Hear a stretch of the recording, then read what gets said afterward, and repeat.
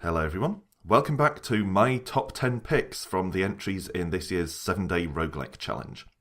This one is number 9, Dumuzid, or Dumuzid, or Dumuzid, I don't know. I think of it as Dumuzid, but I've never heard it said aloud by the creator, so that's just a guess. Anyway, this is very simple, and I'll actually run you quickly through the how to play thing, because it's so straightforward in terms of how you control it, but it ends up being a lot more tactical than it might initially seem.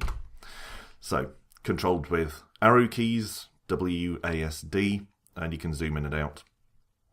And you just move around 4 directions. That is literally the only control in the whole thing. There are no other commands. You can destroy monsters by attacking their core tile, or if you're bigger than them, or the same size, then you can absorb them by attacking one of the tiles that's not their core tile. All of this will become clearer in a minute. You want to manage your size, because there are benefits and drawbacks to being either big or small. And we're looking for exit to the next level, and eventually exit from the whole dungeon. If you find a score shape and you can manage to get yourself into that shape, then you can get bonuses. But I've actually never had that happen. So, let's start, and I'll show you around the game a little bit. Level 1. So, first thing you'll notice is this is graphical, but in kind of a minimalist way. I'm not entirely sure how much I enjoy the presentational style here. I mean, it's fine, but I'm not entirely convinced. It has a slightly cheap feel to it. But again, as I always remark on the 7 DRLs, it was made in 7 days. You can't expect too much. And crucially, the presentation is perfectly functional. It makes it clear what everything is, so it doesn't interfere with the gameplay at all. So we're this little black tile here, moving around in our 4 directions, and we can zoom in and out, like so. I tend to stay at about the default zoom. And we'll just roam around a bit here. Pick that up, which is just a score bonus as far as I'm aware. Aha! And there's an enemy. So, you'll see the enemy consists of 2 tiles. One of them has the sort of swirly at-like symbol on it, like ours. That's their core tile. And if we hit that, we can destroy the enemy. And at the moment, either that or avoiding it is really our only option, because it's bigger than us, which means we can't absorb it. So, let's do that. There we go. And once we gain some extra tiles of our own, we'll be able to start picking up these circles, though in all honesty I'm not sure exactly what they do. I've never figured it out. Oh, I think I just killed myself there. Walked into a danger. Okay, so let's try that again, and this time not walk into a diamond. I seem to remember I've done that every time I've played this game because I keep forgetting. Aha. So because that one was the same size as us, we managed to absorb it, so you can see we're now a block of 2. This one is also a block of 2, so if we do this, we're in the wrong position. We'll destroy him if we hit his core tile. There we go. So now we're this cube. Well, square, I suppose. We're not 3D. And this is how the game plays. And it initially seems very basic. You absorb or destroy enemies and try to find the exit, whatever. But this actually adds quite a lot of tactical thought to the game. Because you'll notice a lot of these gaps aren't that wide. I mean, we can't go back down this way, for instance, because we'll impale ourselves on this diamond. And we know the exit is down there. You can... Oh, I haven't made the window quite big enough. But you can... if I'd made the window big enough, you'd be able to see the exit from the floor at the bottom there. So, we'll have to go this way, because it's the only way we can fit. Oh dear. And this is how the game goes. You end up with this constant tension between being larger and thus more powerful, because you can only absorb enemies that are the same size as you or smaller. So there's that tension, the benefits of being large, but there's also, on the other side, the tension of... We'll go this way, I think. The tension of being manoeuvrable. Yeah, thought that might happen. Come here, you. Oh, it beat us. Ugh. So yeah.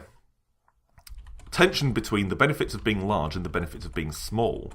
Because when you're small, you're a lot more manoeuvrable. You don't have to worry about whether you can fit through gaps or not. But you do have to worry about whether enemies are going to destroy you. I mean, this guy, for instance. There we go. Grab that green thing. Again, I don't really know what they do. The instructions don't say. Oh, I remember what these diamonds are for. If you think you're too big, you can do this. Just knock your extra protrusion off. But we really didn't need to come this way anyway, so that was kind of a waste. Okay, let's go down here. And I find that the game comes down a lot to sort of tactical positioning. How are we going to do this? There we go. Come on. No. Yeah. Okay. The game comes down a lot to tactical positioning because it revolves around not only how big you want to be, but whether you can avoid becoming larger. Many's the time that I found an enemy between me and the exit, and I haven't wanted to bump that enemy because I know if I absorb it, I won't be able to reach the exit, or I suspect I won't, but I just can't get past it. See, now, this is one of the worst to be because I'm just a long line, so it makes me too wide to go that way, too wide to go through there. Luckily, we don't have to go through there, but we probably need to go this way. So I need to find one of those diamonds. Oh, I can't exit this area. I'm stuck in this corridor because of not only my size, but my shape. And that's something that tends to happen a lot. It's not just about how large you become. It's also about where you protrude. If we'd been 4 tiles in a square, we'd be fine here. So now we're going to have to resort to the emergency approach, which is appealing to the deity of the game, which you do by bumping the walls 7 times. 1, 2, 3, 4, 5, 6, 7. No? 1. Yeah, there we go. So that removed all of our extra tiles, which is what's always happened whenever I've prayed to the deity. But I gather from reading the instructions, there's the exit, so we'll just go in there. I gather from reading the instructions that you can have very negative effects. I've only ever seen it remove my extra tiles, but I don't think I've prayed more than once in the same game. So I kind of haven't had chance to find out what else might happen. There we go. L shape. That's not too bad. But I really don't want to absorb this thing. If I do, I want to absorb it on my left side so I don't end up sticking out miles. Actually, that would make me 4 tiles wide, so maybe something like... Yeah, this might be better. There we go. There seems to be a slight offset between how often you move and how often the enemies move. Every now and then you get a free move, which is vitally important, considering how central tactical positioning is in this game. With only 4 directions of movement, that slight offset that gives you a free move is very, very useful. So here we go. Come on. There we go. Oh, God. I don't want to be this shape. Alright, let's try and knock off an extra tile here. There. And actually another one. There, 4 tiles isn't so bad. And we'll exit here. So you can see that the game actually has a fair amount of, not strategy, but sort of tactical depth revolving around your positioning. And I think that's fairly impressive for a game that was not only made in 7 days, but, oh crap, didn't do that very well. A game that not only was made in just 7 days, but also uses only 4 keys, if you discount zooming in and out. I mean, all of the things are done around bumping. Even praying for aid from the deity of the game is done by bumping the wall. So I like this streamlined, efficient method of control, and I like the fact that the game manages to do so much around the importance of tactical positioning. Well, oh crap.